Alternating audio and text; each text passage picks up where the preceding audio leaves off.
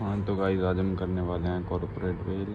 Corporate veil क्या होता है? वेल का मतलब होता है पर्दा। पर्दा। और मतलब देखो, पहले हम समझते हैं कॉर्पोरेट वेल होता क्या है। कॉर्पोरेट वेल होता है कि जो कंपनी है, कंपनी की और उसका जो ओनर है, ओनर, मेंबर या शेयर होल्डर, उनकी अलग आइडेंटिटीज़ हैं, डिफरेंट आइडेंटिटीज़। ठीक है, उनकी डिफरेंट आइडेंटिटीज़ हैं। तो ऐसे बहुत से केसेस होते हैं कि जिसमें जो कोर्ट है, जो हमारा कोर्ट है, लाइक जब कोई भी लॉफुल केस होता है तो उसके अंदर जो कोर्ट है वो इस चीज़ को इग्नोर करता है कि जो इन दोनों की आइडेंटिटीज़ हैं वो अलग अलग हैं। कोर्ट इस चीज़ को इग्नोर करता है कि दोनों अलग अलग पर्सनस हैं, और कोर्ट उन दोनों को एज अ सिंगल आइडेंटिटी मानता है। तो उसके काफ़ी सारे केसेस हैं। कॉर्पोरेट वेल यही होता है कि इस चीज़ से पर्दा उठ गया कि वो दोनों अलग अलग हैं, वो अब दोनों को सेम आइडेंटिटी की तरह ट्रीट करेगा। ओके, तो अब हम पढ़ेंगे वो केसेस कौन कौन से हैं। तो पहला केस है, मतलब इसको दो तरीके से डिवाइड किया गया। पहला तो अंडर जुडिशियल इंटरप्रिटेशन और सेकंड है वो हम आगे पढ़ेंगे। तो पहला अंडर जो जुडिशियल इंटरप्रिटेशन है वो कॉमन लॉ के अंदर आता है। इसका फर्स्ट जो केस है, फर्स्ट एक्सेप्शन है जो जिसके अंदर कोर्ट इस चीज़ को इग्नोर करेगा कि वो दोनों सेम आइडेंटिटी हैं, वो है determination of enemy character of a company. अब इस चीज़ से हमें क्या समझ में आता है? इस चीज़ से हमें समझ में आता है कि हम एनिमी कैरेक्टर को डिटरमाइन करेंगे कंपनी के। कंपनी जो है वो हमारे एनिमी कैरेक्टर की, मतलब हमारे दुश्मन कैरेक्टर की है। अब इस चीज़ को कैसे समझते हैं, हमें पढ़ना पड़ेगा।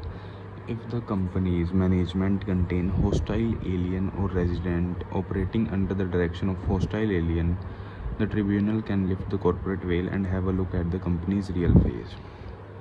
अब इसका मतलब क्या हुआ कि अगर कोई कंपनी है जिसके अंदर हॉस्टाइल एलियन मतलब जो एनिमी कंट्री होगी हमारी, मतलब जिस कंट्री के अंदर हम रहते हैं उस कंट्री से, जिस कंट्री के साथ हमारा वॉर हो या जो हमारी एनिमी कंट्री हो, एनिमी टेरिटरी हो, उसके उसके उसके पर्सन्स जो उस कंपनी को अंदर हॉस्टाइल हों और रेजिडेंट्स हों उसके, या जो कंपनी है उनके अंडर काम कर रही हो, तो उस कंपनी को हम एनिमी कैरेक्टर की माने जाएंगे। तो उसके अंदर जो कॉर्पोरेट वेल है वो लिफ्ट कर दी जाएगी कि वो कंपनी और जो एनिमी उसके बोर्ड ऑफ डायरेक्टर्स हैं या उसके जो मेंबर्स हैं वो सेम हैं।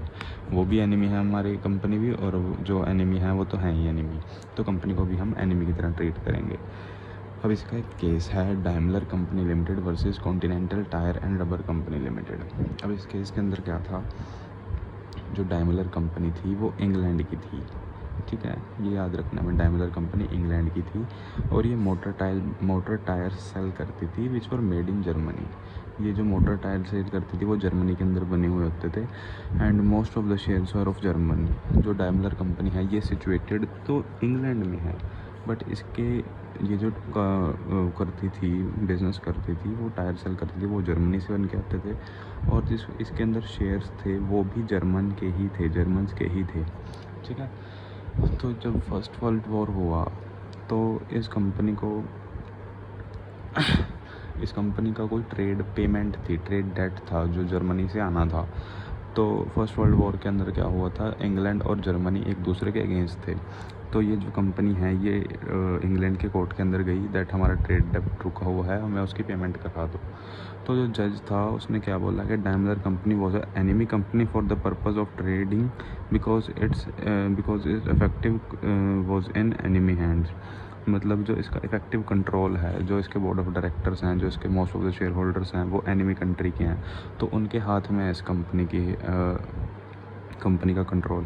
तो ये कंपनी भी हमारी एनिमी कंट्री होगी और इसको एनिमी कैरेक्टर का माना जाएगा, और हम इसके कोई हेल्प नहीं कर सकते, ये हमारी पब्लिक पॉलिसी के ख़िलाफ़ हो जाएगा। हाँ तो गाइस हमारा अगला पॉइंट है where company is a sham.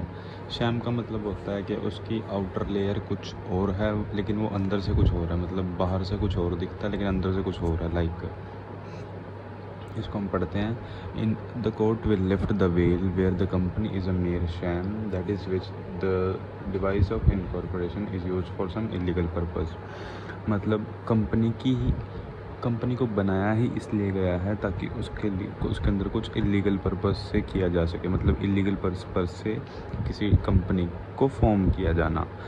उसको कंपनी शैम भी बोलती है, एज अ मेयर शैम। इसको एक केस से जानेंगे। उस केस का नाम है Gilford Motor Company versus Horne, HORNE।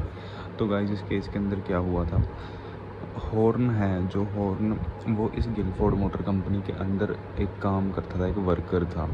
तो हॉर्न मतलब काफ़ी एक्सपीरियंस्ड होगा। तो हॉर्न ने तो जो गिलफोर्ड मोटर कंपनी का एम्प्लॉयर था, उसने देखा कि जो हॉर्न का टर्मिनेशन पीरियड है वो काफ़ी क्लोज आ गया है, अब उसको जॉब छोड़नी होगी। लेकिन वो काफ़ी एक्सपीरियंस था, तो उसे ये डर था कि कहीं उसके सारे कस्टमर्स को वो वहाँ से काट ना दे और अपने पास ना ले आए, अट्रैक्ट ना कर ले। तो उसने हॉर्न के साथ एक कॉन्ट्रैक्ट किया that after his termination from the job he would not solicit his employees customer solicit his employees customer for a certain period of time। मतलब एक सर्टेन पीरियड ऑफ टाइम के लिए हॉर्न जो है वो अपने एम्प्लॉयर के कस्टमर्स को सॉलिसिट नहीं करेगा। Okay, but he did that, so an injunction was generated against Horn and against the company. The court held the company were mere sham to commit breach of agreement against solicitor।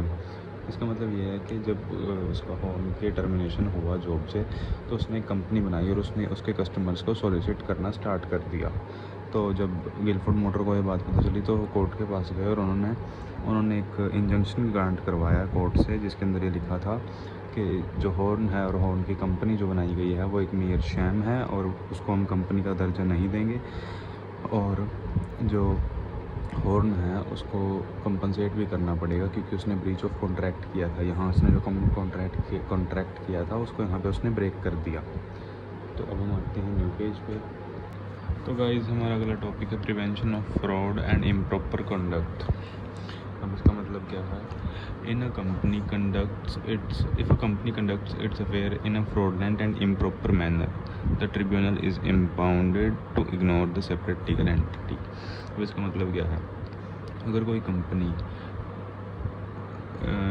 Conduct it's affair in a fraudulent, कोई company है वो fraudulent manner में अपने act करती है या कोई भी काम करती है इम्प्रॉपर मैनर में करती है, तो जो कोर्ट है, ट्रिब्यूनल है, उसके पास ये पावर होती है कि वो इस चीज़ को इग्नोर कर दे कि उन दोनों उसके ओनर की और मतलब जिसने ये काम उल्टा किया है, इम्प्रॉपर मैनर में किया है, और जो कंपनी है उसको सेपरेट लीगल एंटिटी है उसको इग्नोर कर दे। ओके, अब इसका एक केस है जोन्स वर्सेस लिपमैन।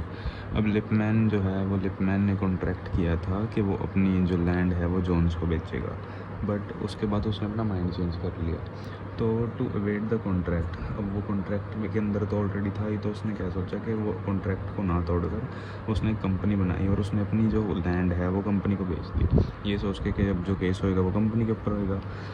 तो जो कोर्ट है, जो जोन्स है, वो इस कॉन्ट्रैक्ट को लेकर कोर्ट में गया एंड कोर्ट ने कॉर्पोरेट वेल लिफ्ट कर दी कि जो लिपमैन है और जो लिपमैन की कंपनी है वो सेम एंटिटी है।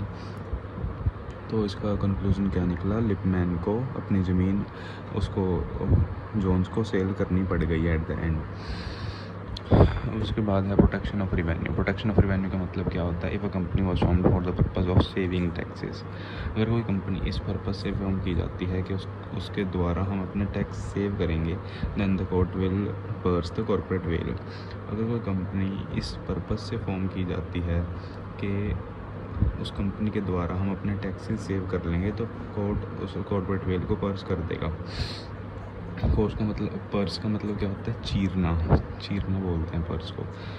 अब इसके अंदर भी एक केस है सर डिंशो मैक्सी पेटेट। अब इसके अंदर क्या था, एक इंसान का नाम है, D was a wealthy man, वो बहुत अमीर आदमी था। So he made four private companies and invested his money in them and then took the same money in the form of loan from them and the court lifted the corporate bail। अब D ने क्या किया, D के पास बहुत सारा पैसा था, तो उसने टैक्स से बचाने के लिए 4 प्राइवेट कंपनीज़ बना ली और उन चारों की 4 कंपनीज़ में अपना पैसा इन्वेस्ट कर दिया थोड़ा थोड़ा करके, और उसी पैसे को उन्हीं कंपनीज से लोन की फॉर्म में ले लिया ताकि उसको टैक्स ना देना पड़े। तो जब ये चीज़ कोर्ट में गई तो उन्होंने कॉर्पोरेट वेल लिफ्ट कर दी। सो गाइस हमारा नेक्स्ट टॉपिक है, इसी का सेकंड पार्ट था। पहला तो था फर्स्ट तो हमारा क्या था, अंडर जुडिशरी इंटरप्रिटेशन। अब जो सेकंड है वो क्या है, अंडर स्टैट्यूटरी प्रोविज़न। सो इसका फर्स्ट पार्ट क्या है, reduction of number of members below the limit, that if the number of members is reduced below the limit and the company still carries business for more than 6 months with reduced number, then every member who is aware of this fact shall be liable. अब इसका मतलब क्या है कि जैसे हमने limit set की हुई है कि मिनिमम मेंबर्स जो है वो प्राइवेट कंपनी में एटलीस्ट 2 होने चाहिए और पब्लिक कंपनी में एटलीस्ट 7 होने चाहिए। अगर उन मिनिमम नंबर्स से कम हो गए मेंबर्स, देन वो कंपनी स्टिल 6 महीने से ज़्यादा तक अपना बिजनेस रन कर रही है with reduce number of members, then जो भी इंसान इस फैक्ट से अवेयर था, जिस चीज़ की भी नॉलेज में इफेक्ट था, वो सब लायबल होंगे इस चीज़ के लिए। सेकंड पॉइंट क्या है, liability for fraudulent conduct of business. If the course of winding up of a company it appears that any business of the company has been done with the intention to defraud its creditors और for any of the fraudulent purpose, the court will declare the knowing party liable for the debt. इसका मतलब क्या है, if a company मतलब winding up के time पे अगर कुछ भी ऐसा पता चलता है कि कोई भी बिज़नेस, कोई भी एक्ट ऐसा किया गया है ताकि वो उसके क्रेडिटर्स के साथ फ्रॉड किया जा सके या कोई भी फ्रॉड पर्पस के साथ किया गया एक्ट, तो कोर्ट इस चीज़ को डिक्लेयर करेगा कि जिस पर्सन के भी नॉलेज में था ये चीज़, वो उस चीज़ के लिए लायबल होगा। ओके, सो नेक्स्ट पॉइंट क्या है हमारा, liability for ultra vires acts. If anything which is outside, next point क्या है हमारा, liability for ultra vires act. If anything which is outside the scope of company is done, then the board of director will be personally liable for this act. अगर ऐसा कुछ भी किया जाता है which is outside the scope का मतलब क्या हो गया, जो आर्टिकल ऑफ एसोसिएशन के अंदर जो ऑब्जेक्टिव्स मेंशन होते हैं, मेमोरेंडम ऑफ एसोसिएशन के अंदर जो ऑब्जेक्टिव स्कोप मेंशन होता है कंपनी का, अगर उस चीज़ से बाहर कोई काम किया जाता है तो जो बोर्ड ऑफ डायरेक्टर्स हैं वो पर्सनली लायबल होंगे उन कामों के लिए। नेक्स्ट पॉइंट है, investigation of company's ownership. The central government may appoint 1 और more inspectors to investigate the real ownership of the company. अब इसका मतलब क्या है कि जो रियल ओनरशिप होती है उसको जानने के लिए, to know the real ownership, उसको जानने के लिए जो सेंट्रल गवर्नमेंट है वो इंस्पेक्टर्स अपॉइंट कर सकती है ताकि वो इन्वेस्टिगेट करें कि जो असल में कंपनी को चला कौन रहा है, कौन है जो उसके पीछे है। अगला पॉइंट क्या है, non disclosure of companies name. If documents are fake, मतलब जो भी डॉक्यूमेंट्स प्रोवाइड किए गए हैं कंपनी के द्वारा रजिस्टर होने के लिए, अगर वो फेक हैं, देन द रियल कल्प्रिट, जो भी उसके पीछे कल्प्रिट होगा, लाइक जो प्रोमोटर्स होते हैं वही हैं जो कंपनी के बेस पे डॉक्यूमेंट्स वगैरह रजिस्टर कराते हैं, तो वो लायबल होंगे।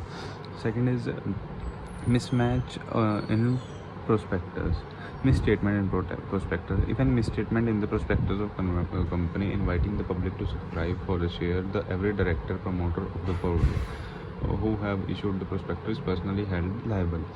अगर प्रोस्पेक्टस जो कंपनी इशू करती है शेयर्स खरीदने के लिए, शेयर्स बेचने के लिए पब्लिक को, अगर उसके अंदर कोई मिस स्टेटमेंट होती है तो उस मिस स्टेटमेंट के लिए जो जिस चीज़ को भी इस चीज़ के बारे में पता था, प्रोस्पेक्टस के बारे में, मिस स्टेटमेंट के बारे में, चाहे वो डायरेक्टर हो, प्रमोटर हो या वो पर्सन हो जिसने वो स्टेटमेंट टाइप किया है, आई मीन जिसके थ्रू ये चेक हुआ है in the company, then he will be the liable personally. अब आ जाते हैं अगले पॉइंट पे। हाँ, तो इस टॉपिक के लिए इतना ही, नहीं मिलते हैं आपसे नेक्स्ट वीडियो में।